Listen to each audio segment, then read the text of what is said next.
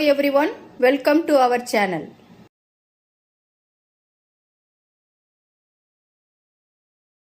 ஒலியும் பிறப்பும். இவற்றில் இடம்பெற்றுள்ள செய்திகள் மொழியும் ஒலியும், முதல் ஒலியும் துணை ஒலியும், உயிரொலிகளின் பிறப்பு, மூக்கின உயிர்கள், மெய்யொலிகளின் பிறப்பு. முதலாவதாக நம்ம பார்க்க போவது மொழியும் ஒலியும். பேசுவோரின் குரலில் இருந்து தோன்றி பொருளுடைய குறியீடுகளாக அமைந்து கேட்போருக்கு உணர்த்த வேண்டிய பொருளை உணர்த்தி நிற்கும் ஒலி கூட்டங்களின் ஓர் ஒழுங்குபட்ட இணைப்பையே மொழியாகின்றது. மொழிக்கு அடிப்படையாக அமைவது ஒலியாகும். இந்த ஒலிகள் பேசுவோர், கேட்போர் ஆகியோரின் மூளைகளும் உள்ளங்களும் உறவு கொள்ளத்தக்க தொடர்பினை ஏற்படுத்துகின்றன. ஒருவர் எழுப்பும் பொருள் பொதிந்த ஒலி கூட்டங்களின் இணைப்பை ஏனையோர் புரிந்து கொள்ள சற்று அரிதாக இருந்தால் அதனை ஒரே மொழியின் மற்றொரு திரிந்த வடிவம் அல்லது வட்டார வழக்கு என்றும், புரிந்து கொள்ளவே முடியவில்லை எனில் அதனை வேறொரு மொழி என்றும் கணித்துவிடலாம். பேசுவோரின் ஒலிகளை வேறுபடுத்தி ஒலிப்பதற்கு அவர்களின் உடலில் அமைந்துள்ள நுரையீரல், குரல் வளை, ஒலி தசை, நா, இதழ், பல், அன்னம், மூக்கரை போன்ற பல உறுப்புகள் கருவியாக அமைகின்றன. நுரையீரலில் இருந்து புறப்படும் காற்று இவ்வுறுப்புகளில் தடையுற்று வெளிப்படும் பொழுது எல்லா வகையான ஒலிகளும் பிறக்கின்றன. இந்த உறுப்புகள் ஒலிகளை எழுப்புவதுடன் உண்டல், சுவாசித்தல் போன்ற பிற பணிகளையும் செய்கின்றன. முதல் ஒலியும் துணை ஒலியும். ஒவ்வொரு மொழியிலும் பொருள் வேறுபாட்டை தரும் அடிப்படை ஒலிகளை முதல் ஒலிகள் அல்லது ஒலியன்கள் என்று கூறுவர். பொருள் வேறுபாட்டினை தராமல் இடத்தாலும் முயற்சியாலும் வேறுபட்டு அமையும் ஒரே ஒலியனின் மாற்று வடிவங்களை துணை ஒலிகள் என்பர். தமிழை பொறுத்தவரையில்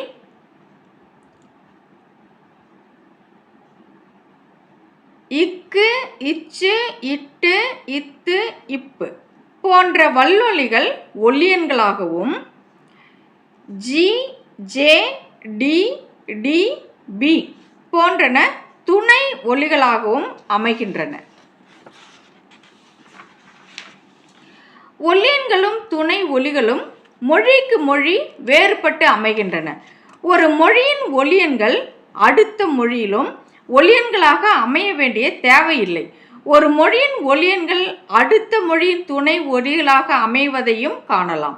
தமிழில் இப்பு ஒலியன்களாகவும் பி துணை ஒலியாகவும் அமைய, ஆங்கில மொழியில் பி, பி ஆகிய இரண்டுமே ஒலியன்களாக அமைகின்றன. பழந்தமிழர் அடிப்படை ஒலிகளை முதல் எழுத்துக்கள் என்றும், சார்ந்து வரும் ஒலிகளை சார்பு எழுத்துக்கள் என்றும் அறிவியல் கண்ணோட்டத்துடன் பிரித்த முறையினை பேராசிரியர் டேனியல் ஜோன்ஸ் போன்ற மேல்நாட்டு ஒலியியல் அறிஞர்கள் வியந்து பாராட்டுகின்றனர். பொருளை வேறுபடுத்தி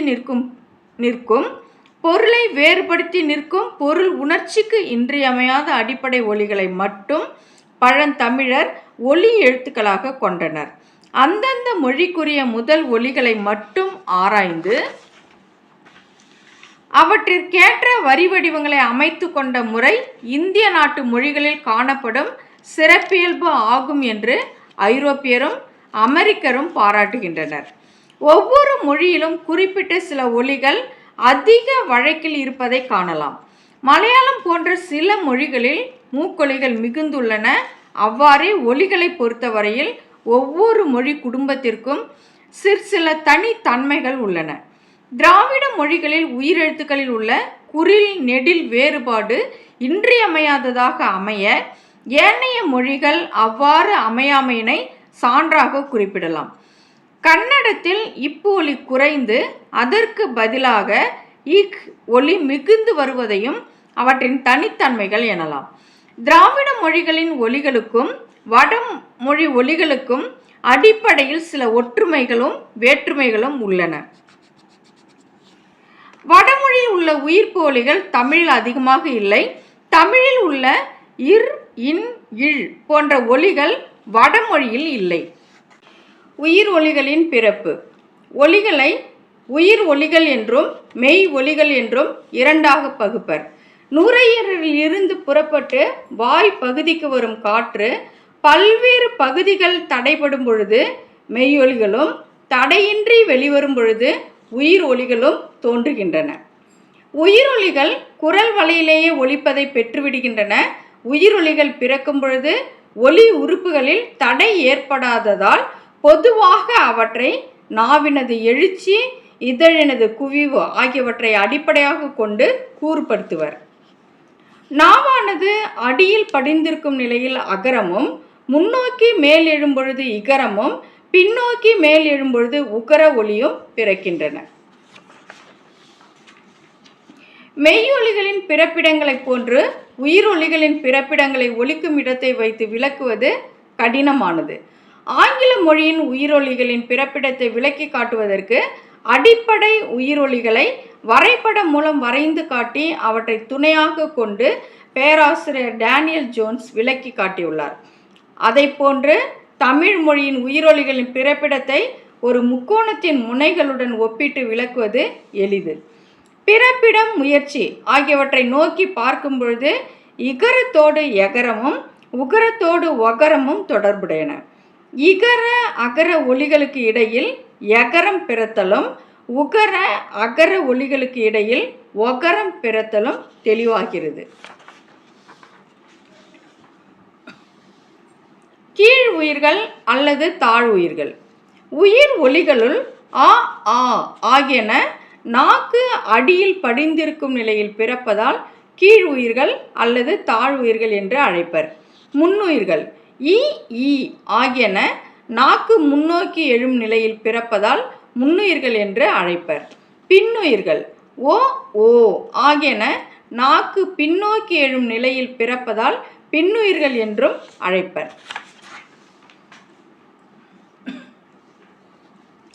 இடை முன்னுயிர்கள் ஏ, ஏ ஆகிய ஒலிகளை இடை முன்னுயிர்கள் என்று அழைப்பர்.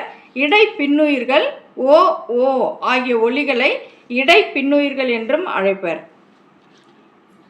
இதழ் குவி உயிர்கள் உ, உ, ஓ, ஓ ஆகியவற்றை ஒலிக்கும் பொழுது இதழ் குவிவதால் அவற்றை இதழ் குவி உயிர்கள் என்று அழைப்பர். இதழ் குவியா உயிர்கள் ஏனையவற்றை இதழ் குவியா உயிர்கள் என்றும் அழைப்பர். குறில் ஒலிகள் ஆ, இ, உ, ஏ, ஓ ஆகியன குறுக்கி ஒலிப்பதால் குறில் ஒலிகள் என்றும், நீண்டு ஒலிப்பதால் நெடில் ஒலிகள் என்றும் அழைப்பர். இவையன்றி ஐ, ஔ என்னும் 2 ஒலிகள் உயிர் வரிசையில் உள்ளன.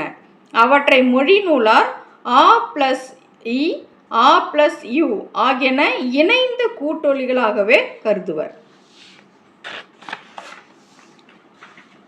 மொழி நூலார் கொள்கைப்படி யகரமும் வகரமும் அரை உயிர்கள் என்று கொள்ளப்படும். இவற்றுள் வகரத்தை அழுத்தமாக ஒலிக்கும் பொழுது அது பல இதழின ஒலியாகவே ஒலிக்கிறது. இவ்விரு ஒலிகளும் மெய் ஒலிகளாக கருதப்பட்ட போதிலும் உயிர்த்தன்மை அதிகமாக இருப்பதால் அவற்றை அரை உயிர்கள் என்றும் அழைக்கின்றனர். மூக்கின உயிர்கள். உயிர் ஒலிகள் பிறக்கும் பொழுது அன்னத்தின் பின்பகுதியில் உள்ள தசை பகுதி மூக்கரை வாயிலை அடைத்து விடுவதால் காற்று வாய் வழியாக செல்கின்றது.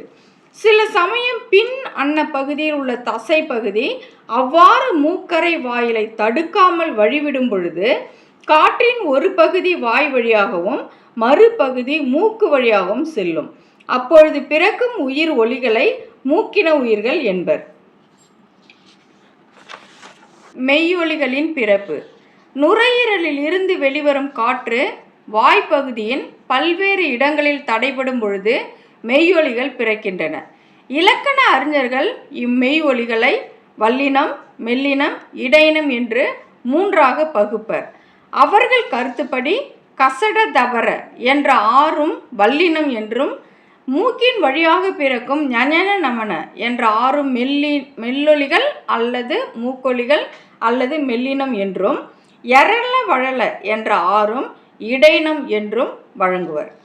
வல்லினம் மார்பையும், மெல்லினம் மூக்கையும், இடையினம் மிடற்றையும் அதாவது கழுத்தையும் இடமாக கொண்டு பிறக்கும் என்பது நன்னூலாரின் கொள்கை. தற்கால மொழிநூல் அறிஞர்கள் மெய் ஒலிகளை ஒலிக்கும் உறுப்புகளாகிய இதழ், பல், அன்னம் ஆகியவற்றை ஒட்டியும் ஒலிக்கும் முறையை ஒட்டியும் கூறுபடுத்துவர். நுரையீரலில் இருந்து வரும் காற்று குரல்வளை நாணில் அதிர்வை ஏற்படுத்தினால் ஒலிப்பு ஒலிகளும், அதிர்வை ஏற்படுத்தாவிட்டால் ஒலிப்பில் ஒலிகளும் பிறக்கின்றன. ககர ஞகர மெய்யொலிகள் பிறக்கும் பொழுது நாவின் பின்பகுதி மேல் எழுந்து கடை அன்னத்தை தொடுகின்றது. எனவே இவ்விரு ஒலிகளையும் பின் அன்ன ஒலிகள் என்று இடவகையாலும், பின் அன்ன தடை ஒலிகள், பின் அன்ன மூக்கொலி என்று இட முயற்சி வகையாலும் அழைப்பர். வளை நா ஒலிகள் இச்சு, இஞ்ஞு ஆகிய ஒலிகள் இடை நா இடை அன்னத்தோடு பொருந்தி இருக்கும் நிலையில் பிறக்கின்றன. இவற்றை வளை நா ஒலிகள் என்பர்.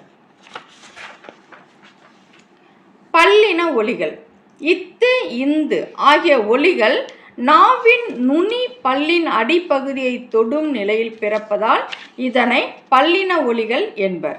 முன் அன்ன மூக்கொலி முன் அன்னத்தின் நாவானது பொருந்திய நிலையில் இர், இன் ஆகிய ஒலிகள் பிறக்கின்றன. அவற்றுள் நகரத்தை முன் அன்ன மூக்கொலி என்பர்.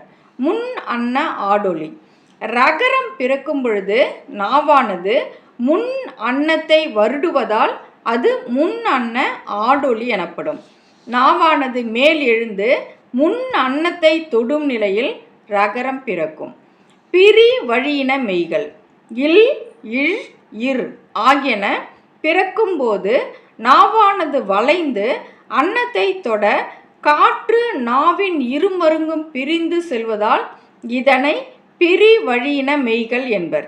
இதழ் ஒலிகள் மேல் இதழும் கீழ் இதழும் இணையும் நிலையில் பிறக்கும் இப்பு, இம் என்ற இரு ஒலிகளும் இதழ் ஒலிகள் எனப்படும். பல்லின மெய் மேல் பல்லும் கீழ் இதழும் இணையும் நிலையில் பிறக்கும் வகர ஒலியினை பல் இதழின மெய் என்பர். அரை உயிர் இடையன்ன பகுதியில் பிறக்கும் யகரம் உயிர்த்தன்மை பெற்றுள்ளதால் அதனை அரை உயிர் என்பர். அன்புடன் சிவா. தேங்க்யூ.